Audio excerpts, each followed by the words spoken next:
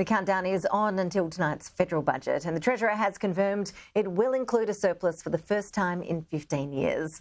Olivia Casely has the very latest from Canberra.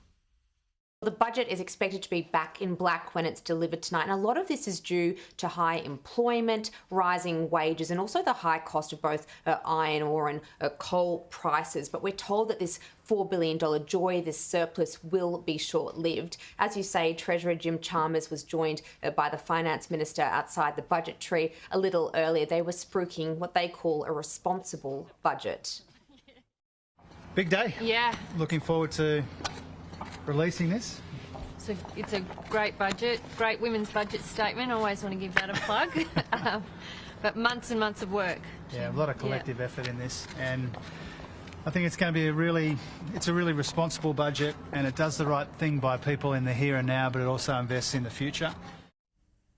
The Treasurer certainly had a spring in his step, as you can see there outside the budget tree, announcing he's really proud of this budget, and he's claimed that it's the biggest turnaround on record. But the Treasurer might be getting a little bit ahead of himself there with that calculation. While it's certainly very impressive, it's not the biggest one-year turnaround on record. There was a $102 billion consolidation in the 21-22 financial year, and the opposition certainly isn't giving the government any credit on this result.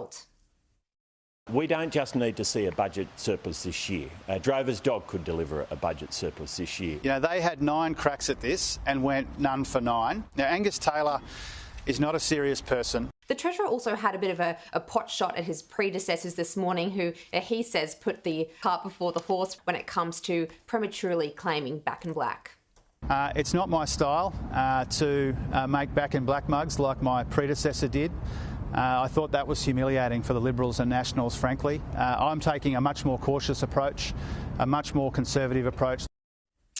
With this extra cash coming, it means that there's more money to spend on easing some of these cost of living pressures we've been seeing. So the centrepiece, if you like, of the budget is this $14 billion cost of living relief package. Some of that is going to be from energy relief. So for millions of households and small businesses, we're expecting something by way of rent assistance too, as well as cheaper medicines. And yesterday we heard about sweeping changes to the single parents payment to make life that little bit easier for single parents. Now, if we look at this graphic here, we can see some of the ways the government is going to be raising revenue. So, for example, ending low and middle income tax offset, increasing the tobacco tax, an increase in the tax on super balances above $3 million, and also these sweeping changes to the petroleum resource rent tax, something that the independents say the government hasn't gone far enough with. Here they were a little earlier. The fact that the gas companies are happy with this says everything.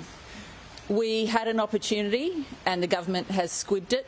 If we were doing what other countries are doing, like Qatar and Norway, we would be adding tens of billions of dollars to our budget bottom line.